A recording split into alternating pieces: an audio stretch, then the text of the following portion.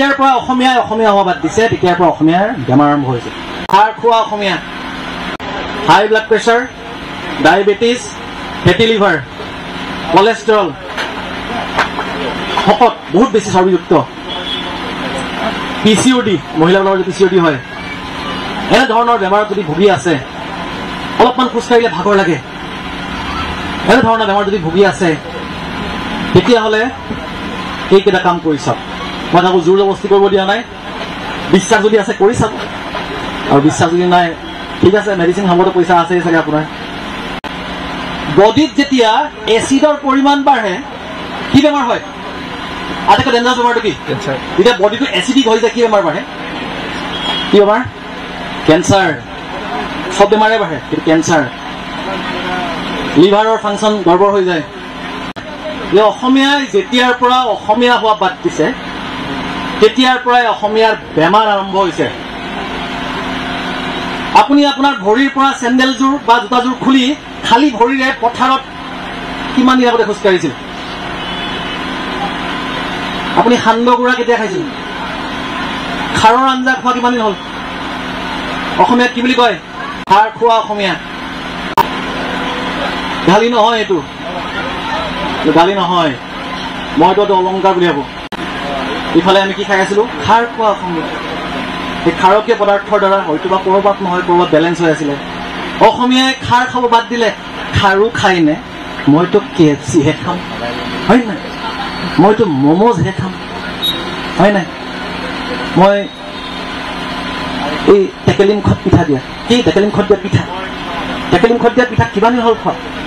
বিহুৱে পাবনে খাই? পাছত টেকেলি মুখত দিয়া পিঠা খাম, মই গুড ডে দিছো খাম, গুড ডে, হয় নাই?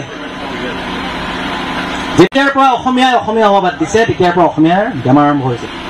মনত পেলাব আজি যে মই লাষ্ট কোনদিনাখন খালী ভৰিৰে মাটিত বা বনত খোজকাঢ়িছিলো। কিমান দিন আগতে মই ৰ'দ লগাইছো ভালকে গাত, সম্পূৰ্ণ মানে অলপ হাত চাত হেৰি কৰি গাত ৰ'দ লগাইছিলো। মই এইখিনি কথাকে কওঁ, বিশ্বাস কৰক।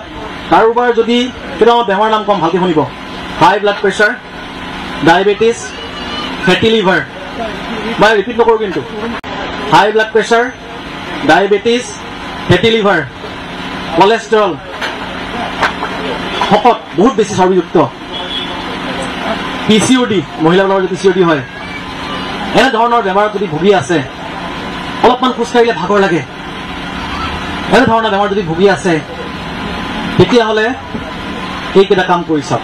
মই তাকো জোৰ জবস্তি কৰিব দিয়া নাই, বিশ্বাস যদি আছে কৰি চাব, আৰু বিশ্বাস যদি নাই ঠিক আছে, মেডিচিন খাবতো পইচা আছে চাগে আপোনাৰ।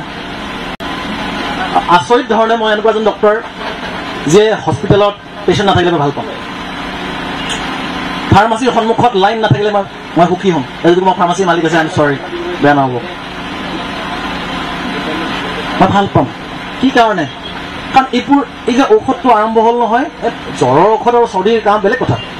এই যে ডায়েবেটিছৰ ঔষধ আপোনাৰ আৰম্ভ হ'ল নহয়, এইটো লানিটো নিচিকে, কিন্তু আজি আৰম্ভ হ'ব এটা টেবলেট দি, পাছত 2টা, 3টা, 4টা, আৰু মাহে আপোনাৰ ধুনীয়া ধুনীয়া খৰচ, মানে মাহে 5,000, 10,000 টকা আৰামছে খৰচ কৰি থওক। সেইখিনি কাৰণে কিন্তু পইচা ওলাই যাব, কাৰণ আমাৰ পইচা আছে না। কিন্তু জিমত যোৱা সময়ত মই বিৰাট দুখীয়া, জিম জইন কৰা সময়ত মইতো একদম বিৰাট দুখীয়া, মোৰ তাত পইচা নাই,